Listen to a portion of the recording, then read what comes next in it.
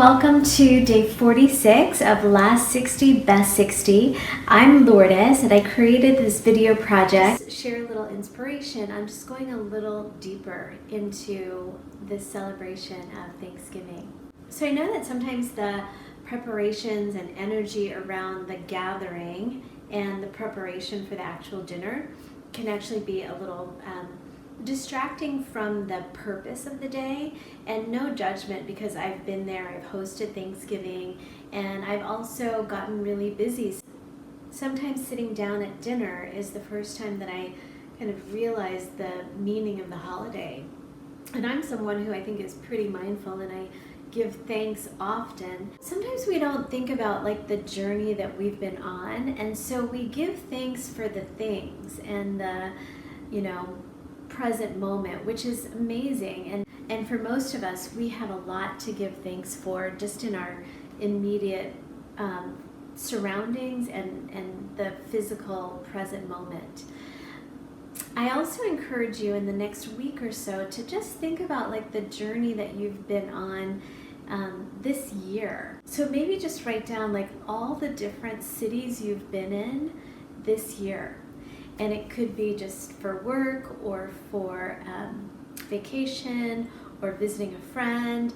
And sometimes those trips haven't been necessarily pleasant or expected. Like maybe we had to like rush out of town because of someone's health. There could be many reasons why we've had to travel this year.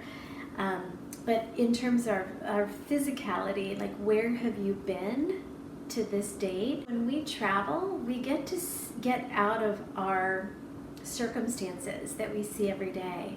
So just having that perspective, I know like, especially when I go international travel, I start to realize that other cultures have really beautiful traditions and ways of life. And then also like as you're going through like where you've been physically, think about like where you were in January, things that happened over the months earlier in the year that have led you to this moment. And sometimes they're all very, very positive. What I encourage you to do is to be grateful for the awareness of your journey. So sometimes life happens and sickness and disease happens. Companies have to make choices that affect your daily life and possibly your state of employment. And it's not about giving thanks for bad things necessarily. Sometimes it leads to growth and possibilities that we couldn't have created ourselves had these external circumstances not led to actions and choices that affected us. But I will say cultivating the awareness of this journey that we've been on can really help us to navigate our ship towards a life that we love. And by that, I really mean like, are you just gonna have a circumstance affect you in such a negative way that you just slow down or even get stuck in a situation? Because the thing is, to live an illumined life, like that is being able to look at a situation and to realize like, oh, this is really crappy, and to keep on going and to keep navigating and asking for guidance and help and expert advice and coaches to really help you navigate out of a situation that feels really unfortunate. Because that's the thing, like we get sick, we go to most people like go to doctors and ask for advice and get second opinions. And sometimes when something happens in our life that doesn't look like a sickness or a disease or doesn't manifest in our physicality, sometimes we don't realize like we need to approach it in the same way. Like go to an expert in that field or go to a mentor that knows your industry better than you do and can see a little farther what's happening. Or use these tools to keep noticing your progress, because sometimes when we think that we're digressing in life, it's actually giving us an opportunity to progress. So I know people who lose their jobs like actually use that time to build more skills, and then they're totally marketable for a higher level. So notice what you're doing when you get into these moments that feel like discouraging times or unfortunate times or misfortunes, and deal with it like you would like something's wrong with your car. Like bring it into the shop and have it evaluated, and then be grateful for that awareness too. And so what I'm encouraging us to really look at is, instead of being grateful for the things and the status and the way things are, to even just honor the journey. And that's actually another term that Brendan uses, but comes in so many different words in different cultures. It's the journey and not the destination. So maybe be grateful for the process that you're in, as opposed to that you have or experience the present moment. Because that process, that journey is where life happens.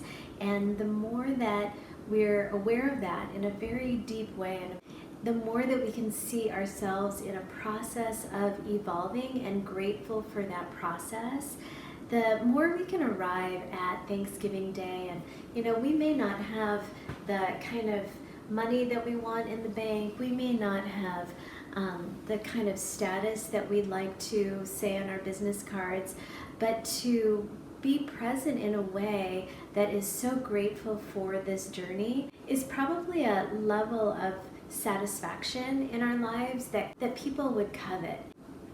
And that might sound like I'm whitewashing things. The thing is, at the end of the day, it's how well have you lived. So I encourage you to notice the journey that you've been on, and not just the stuff and the things and the status that you can report on being thankful for.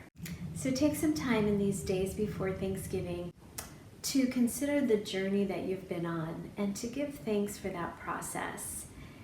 As you sit down at dinner with people that you might know really well or haven't seen for a long time, or just meeting for the first time, honor that they're on a journey too.